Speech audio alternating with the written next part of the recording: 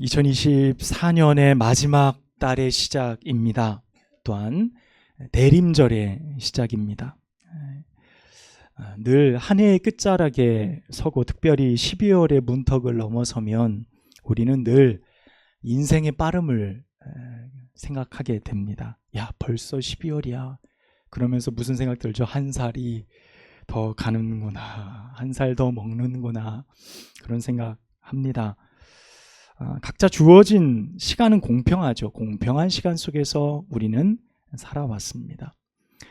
우리가 어떻게 또 살아가야 할지 우리의 삶의 길을 우리는 알 수는 없지만 분명한 것은 이 12월이 지나고 2025년의 시간이 오고 또 다음 해가 우리를 찾아와도 우리는 여전히 믿음의 자리를 지킬 것입니다.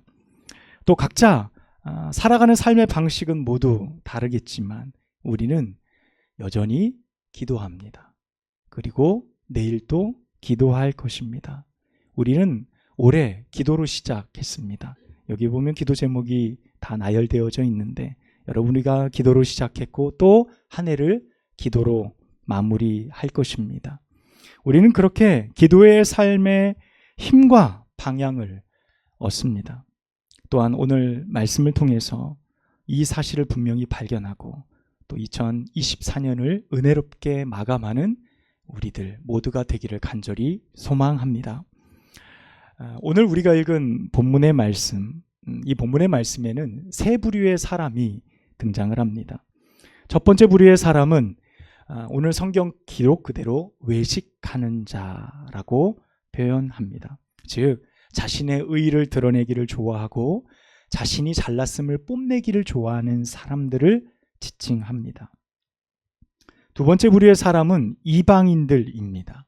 이들은 하나님이 누군지 알지 못하지만 또 굳이 알 필요도 없는 사람들이고, 일단 그들은 자신이 원하는 것이 있다 그러면 누가 그것을 나에게 주든 관계없이 그것을 구하는 사람들입니다. 당시 예수님의 시대에도 신들을 지칭하는 것들이 굉장히 많았습니다. 이스라엘을 점령했던 로마 역시 많은 신들을 가지고 있었고, 그리스를 정복하면서 그리스 로마 신화에 관한 많은 신들도 등장을 했었기 때문에 당시에 많은 사람들이 다양한 신들을 접하고 또 그것을 믿고 신뢰하며 살던 시대이기도 했습니다. 그래서 태양 신이니 달의 신이니 물의 신이니 풍요의 신이니 세계 가운데 정말 많은 신들이 있었는데 이 이방인들은 그런 다양한 신들에게 자신의 요구를 구하는 삶을 살던 사람들입니다. 세 번째 부류는 마태복음 5장, 우리가 읽은 6장 바로 앞장에 등장하는 사람들입니다.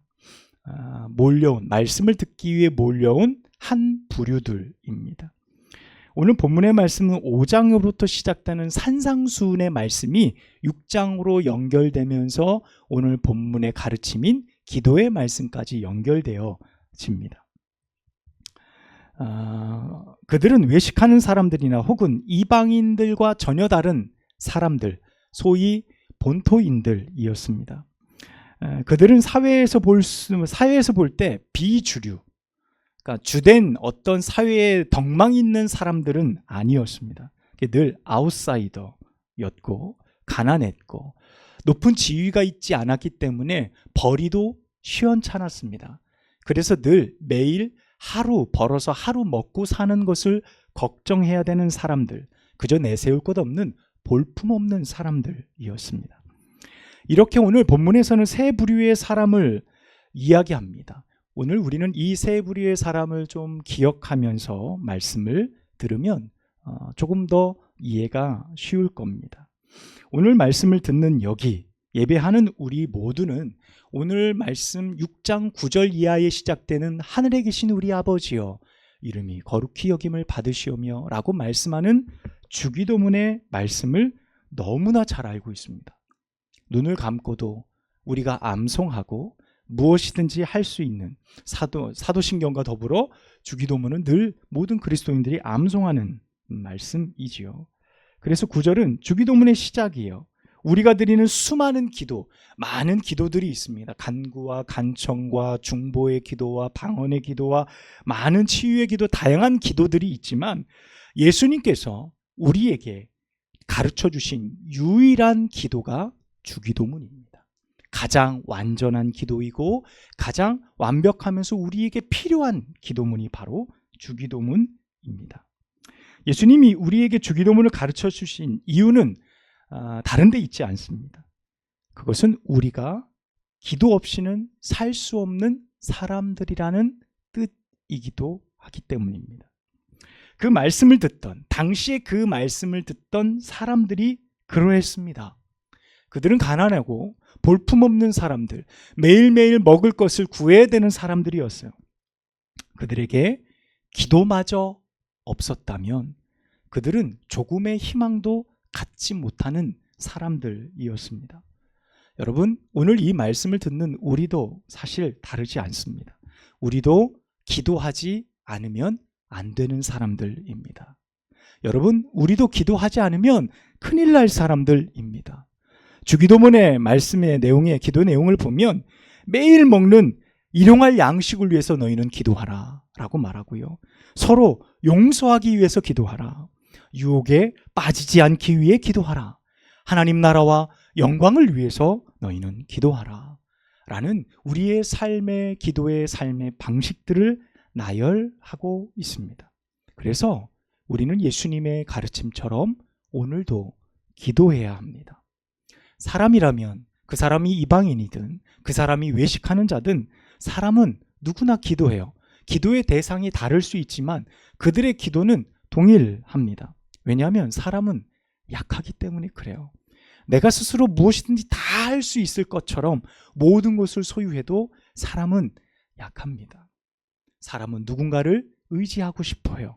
그래서 그 대상은 다를지라도 많은 방향으로 사람들은 기도합니다. 오늘 본문에 등장하는 첫 번째 부류의 사람, 외식하는 사람들, 그들도 기도합니다. 세상에서 그렇게 잘난 사람들이 없어요. 그런데 그들도 기도합니다. 오늘 말씀에 보면 시장 어귀에서 사람들이 제일 많이 교차하는 그 시장의 중앙부 정도 되어지는 것 같아요. 그곳에서 손을 들고 큰 소리로 기도합니다. 뭐라고 기도합니까? 오 주여, 저는 저 세리와 같지 않습니다. 저 죄인들과 같지 않습니다. 저는 일주일에 3번씩 금식합니다. 저는 11조도 드리고 내가 먹는 음식에 11조도 떼서 드릴 정도로 저는 하나님 앞에 온전한 사람입니다 라고 많은 사람들이 들을 수 있을 정도로 손을 높여 기도합니다. 그리고 주님, 저는 가난한 사람들을 돕습니다. 특별히 저 시장에서 먹을 것을 구하는 저 사람들에게 오늘 제가 저 사람들의 일주일치 양식을 드리도록 하겠습니다. 굶지 않도록 주님 긍휼히 여겨주세요. 이런 기도를 하기를 좋아하는 부류의 사람들, 그들은 외식하는 자들이다 라고 성경은 말씀합니다. 그들의 기도를 하나님이 들어주지 않으셔도 사실 괜찮아요. 왜냐하면 그 사람들은 얼마나 많은 칭찬을 받는지 사람들 앞에서 와 대단한 사람이다, 저렇게 살기만 하면 얼마나 좋을까, 하지만 우리는 저렇게 거룩하지 못해, 저런 사람들이야 가능해 라는 수많은 칭찬들을 받아요. 많은 인정을 받습니다. 하나님이 그들의 기도를 굳이 들어주시지 않아도 돼요. 이미 배가 부를 지경입니다. 그들은 충분히 받았어요. 2절 말씀에 보니까 자기 상을 이미 받았느니라 라고 예수님은 말씀하십니다. 두 번째 부류의 사람은 이방인들입니다. 그들도 기도합니다. 그런데 그들의 기도의 특징은 무엇이냐면 대상이 다양해요. 그리고 내게 유익하면 그 대상을 언제든지 바꿀 수 있는 사람들입니다. 그들은 굳이 하나님 앞에 기도하지 않아도 괜찮아요. 자신들이 원하는 것만 이루어진다면 어떤 신이 내 삶에 유익할지를 선택하는 사람들입니다. 그래서 자기가 갖고 싶은 것, 그것을 얻기만 하면 그만입니다. 그래서 아무데나 기도하죠. 누구이든 상관없습니다. 오늘 풍요의 신이든 내일 태양의 신이든 모레 다른 또 어떤 신이든 관계없이 자신이 얻을 수만 있다면 누구에든지 관계없이 기도하는 사람들입니다. 세 번째 부류의 사람들, 그들은 특별히 의지할 곳이 없는 사람들입니다. 돈벌이도 시원치 않고 좋은 직장도 얻을 수 없었던 사람들입니다. 그래서 늘 가난했습니다. 매일 무엇을 먹어야 할지 고민하는 사람들이었죠. 그들도 그래서 기도합니다. 그런데 그들의 기도는 좀 달랐어요. 앞에 있는 외식하는 사람들이나 혹은 이방인들의 기도 같지 않았습니다. 그들은 뽐낼 것도 없고 자랑할 것도 없었습니다. 단지 욕심을 채우기 위해 아무 신에게 기도할 이유도 없었습니다. 그들은 모두 하늘에 계신 아버지께 기도합니다. 그래서 그들은 이렇게 기도를 시작하죠. 하늘에 계신 우리 아버지요 라고 기도합니다. 첫 번째, 두 번째 부류의 사람들과 세 번째 부류의 사람이 다른 특징이 무엇일까요? 첫 번째, 두 번째 부류의 사람은 굳이 하늘 아버지가 없어도 괜찮은 사람들이에요. 굳이 하나님이 아니어도 괜찮아요. 하늘 아버지께서 나의 아버지가 되지 않으셔도 괜찮습니다. 하나님 아버지가 안 계셔서 내가 먹든 안 먹든 그들은 큰 상관이 없는 사람들입니다. 그런데 세 번째 부류의 사람들은 하늘 아버지가 계시지 않는다면 그들은 정말 부모 없는 고아 같은 존재라는 겁니다. 그래서 그들에게는 하늘 아버지가 없으면 결코 안 되는 사람들이었습니다. 그들을 인정해 주지도 않고 세상에서 주목도 받지 못하지만 오직 그들이 유일하게 의지하고 바라볼 수 있는 것은 하늘 아버지밖에 없었기 때문입니다. 갓 태어난 아기가 그 아기에게 유명한 강사나 교육자가 필요한 것이 아닙니다. 갓 태어난 아기에게는 단지 엄마가 가장 필요한 존재입니다. 하나님 아버지가 굳이 필요 없어도 잘 사는 사람들은 하나님의 기도의 응답이 굳이 필요 없는 사람들이에요. 얼마든지 자신의 잘남을 드러내죠. 자신이 가진 것, 학식, 재산, 나의 재능과 지식, 내가 쌓아온 인생의 연륜들, 그것이 하나님을 대체할 수 있는 너무나 많은 좋은 조건들이라고 스스로 생각하기 때문에 그들은 굳이 기도하지 않아도 그저 그렇게 살아가게 됩니다.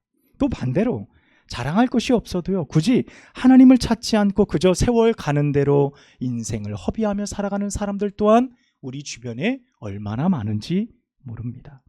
그런데 오늘 6절 말씀을 보십시오. 예수님이 우리에게 가르치십니다. 너는 기도할 때에 어디로 들어가라고요? 골방으로 들어가라. 은밀한 중에 계시는 아버지께서 갚으실 것이다 라고 말합니다. 그러니까 하늘 아버지께 구하고 기도하는 자, 다른 사람한테 하나님 보여주고 자랑할 게 없어요. 오직 하나님, 골방에서 하나님 앞에 보여드릴 것, 나의 원통함과 나의 부족함 밖에는 없다는 거예요. 나의 그 소원과 나의 기도를 들어주시는 분은 유일하게 하나님밖에 없다는 사실을 그 골방을 들어감을 통해 내가 인정하는 것이고, 하나님이 그 기도를 듣는 유일한 대상이시기에 하나님이 우리의 삶의 기도도 책임지시라라는 응답의 장소가 골방의 상징일 것입니다. 이렇게 기도하라는 말씀, 다른 것이 아닙니다. 나는 하나님 아버지밖에 없습니다 라는 고백이에요. 너희는 골방에 가서 기도하라. 아무도 듣지 않게 은밀한 중에 들으시는 하나님께 기도하라 라고 말할 때 하나님만이 나의 구주이십니다. 하나님만이 나의 삶을 지키시는 분이십니다. 내가 다른 것 의지하지 않겠습니다 라는 우리의 믿음의 고백의 상징입니다. 사랑하는 여러분, 2024년 어떻게 보내오셨습니까? 기도하며 살아오셨습니까? 그 하나님 아버지가 우리에게 어떤 분이시라고요? 하늘에 계신 분, 거룩하신 분, 나의 기도와 나의 삶의 일용할 양식과 우리의 삶을 지키시는 유일한 나의 아버지, 그분이 바로 하나님 아버지이시라는 사실, 이 사실을 발견한 여러분 되시기를 축복합니다. 찬송이가 어렸을 때요, 여름에 물놀이를 한번 간 적이 있습니다. 열심히 다 놀고 씻으러 목욕탕에 들어갔어요. 송이는 이제 아내와 함께 목욕탕에 들어갔는데 아들 이제 찬이와 함께 제가 갔습니다. 그런데 찬이 눈에 연세가 아주 많으신 할아버지께서 목욕을 다 하시고 이제 걸어서 나가시면 저희는 들어오고 목욕하고 나가는데 얼마나 조심스럽게 걸으시는지 탕에서 넘어질까봐 바닥이 미끌미끌하니까 정말 한 발 한 발 아이가 처음 발을 띄듯이 그렇게 걸어 나가는 걸 계속 보는 거예요. 그래서 아들에게 제가 좀 등 좀 밀어달라고 그래서 찬이가 대충 이렇게 제 등에 비누도 묻히고 해서 등을 밀어줬습니다. 등을 밀어주면서 찬이가 저한테 그랬어요. 아마 기억 못할 겁니다. 아빠도 나중에 저렇게 할아버지가 돼요? 그렇게 얘기를 하더라고요. 그러면서 할아버지가 되면 아빠도 힘이 많이 약해지는 거예요. 그래서 제가 그래 맞아. 아빠도 저렇게 할아버지가 돼. 힘이 약해져. 그때 되면 찬이가 아빠를 보살펴주고 아빠를 많이 도와주고 이렇게 등도 밀어줘야 돼. 그랬더니 알겠다고. 제가 꼭 그렇게 하겠다고 약속을 받아놨어요. 괜찮은 보험 하나 들었죠?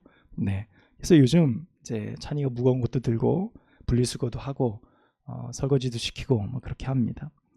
이 땅에 그 어떤 아버지가 자식에게 좋은 것을 주고 싶지 않겠습니까? 늘 보호하고 싶고 늘 지키고 싶고 그렇게 해요. 그런데 이 땅의 아버지는요, 세월이 지나면 이마에 주름이 지고요, 경제적 능력도 사라지고 자녀의 도움을 받을 수밖에 없는 자리에 가는 것이 세상의 이치입니다. 우리는 약해요. 그래서 우리는 그만큼 감당할 수 없습니다. 그런데 오늘 본문에서 우리에게 주시는 소망이 무엇입니까? 우리의 삶의 진정한 소망, 하늘 아버지가 계시다는 거예요. 그분은 우리와 같지 않다는 겁니다. 내가 아무리 강성하고 내가 아무리 잘나고 내가 아무리 능력이 있어도 우리는 죽습니다. 지킬 수 없어요. 보호할 수 없습니다. 그러나 하늘 아버지는 우리와 다르십니다. 그분은 우리의 기도를 들으시고 오늘도 우리의 삶을 지키십니다. 그분은 영원토록 성실하세요. 나의 기도를 들으시고 나의 삶에 가장 필요한 것들을 베풀어 주실 겁니다.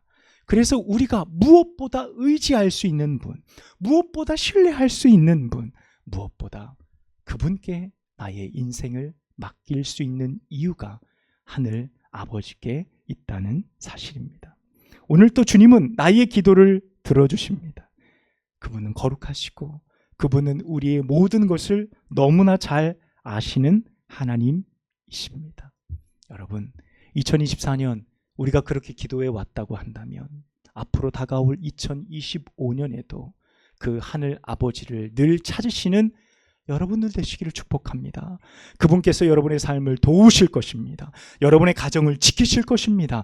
내가 떠나도 내가 없어져도 하나님이 우리의 가정과 우리의 자녀와 우리의 가족 모두를 하나님께서 붙들어 주실 겁니다. 그분이 우리의 생명이 되시고 우리의 능력이 되십니다. 사랑하는 여러분, 오늘 9절의 말씀처럼 그래서 우리는 이렇게 기도하며 살아야 됩니다. 하늘에 계신 우리 아버지여, 이름이 거룩히 여김을 받으시오며 라는 기도로 하나님 앞에 나아갈 수 있는 것입니다. 여러분, 2024년을 이제 우리는 조금씩 마감해 갑니다. 12월 첫 주가 시작됐어요. 다시 오실 예수 그리스도를 바라보며 이 대림절을 시작합니다. 여러분, 시작하지만 또 하나님이 우리에게 세우신 하루하루의 시간은 새롭게 우리 가운데 다가오게 될 것입니다. 오늘부터 기도하십시오. 주님이 오시는 그날까지 여러분의 기도의 자리를 지키십시오. 우리는 하늘에 계신 우리 아버지밖에 없습니다. 그분밖에 없어요. 그분을 의지하며 살아가는, 또 그분 앞에 온전히 기도하는 여러분 모두가 되시기를 축복합니다. 기도하겠습니다. 하나님 아버지, 감사합니다. 2024년을 시작하며 벌써 12월의 첫 주를 맞이하는 우리들에게 생명의 말씀 들려주시고 또한 기도하며 그 말씀 가운데 살아갈 수 있도록 힘과 능력 허락하시니 감사합니다. 하나님 의지하며 믿음으로 살아가게 하여 주시고, 무엇보다 하늘 아버지 영원토록 변함없으시고 능력이 많으신 영원히 성실하신 나의 하나님 아버지께 나의 삶을 의탁하며 기도할 수 있는 저희 모두가 되도록 함께하여 주옵소서. 우리 구주 예수님의 이름으로 간절히 기도하옵나이다. 아멘.